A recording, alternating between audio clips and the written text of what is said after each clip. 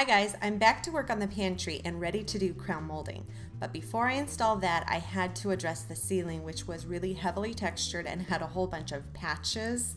So Wes helped me install 1/4-inch drywall right over the top. Then I taped, mudded, sanded, and primed and painted with a high gloss paint the same color as my cabinetry. Then it was finally time for crown molding.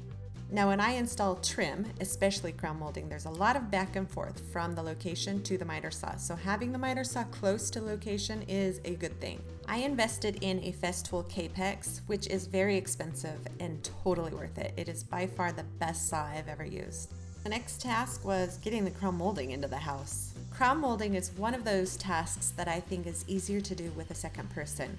However, I was able to do it by myself because none of the links that I installed were too long. I was able to hold them all in place and then check each end to make sure they were the perfect length.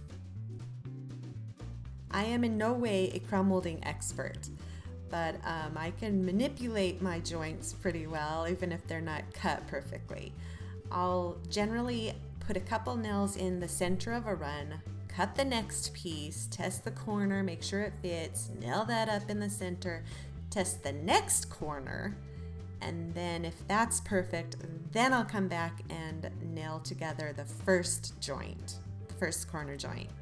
And sometimes making that joint come together so that the corner of the crown molding is perfect involves using a shim or two.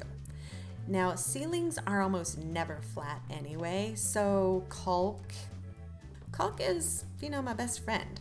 So if I have to make a slightly larger gap on one side, I'm okay with that. In my opinion, it's all about the corner joints. As long as those look good, I can caulk the gaps on the top and bottom and it looks pretty good. Now this was MDF molding, and if you've worked with it, you know that if you have a nail blowout, it just chips out the molding. In wood, you can pull the nail out and fix it, but MDF, it just kind of ruins it. So I had a couple areas where I could either take those pieces off and redo those angled cuts or fix it, and I chose to fix it. I'm a pretty good sculptor with the wood patch. This is that Czar wood patch that I use pretty much all the time now. I'd add a little bit, do a little sanding, add a little more, just mold it, and you would never even know had I not told you that there was a blemish here or there. After filling all of the holes and imperfections and caulking, all that was left to do was paint. And there's that beautiful corner. See, you can't even tell, can you? Well, you can maybe tell if you get up real close. But it's definitely good enough. I think it looks awesome and I'm excited about how this is all coming together. And here it is all finished. You might see a little dark gap at the top on the right. I have to address the header over the entrance, so that'll be next.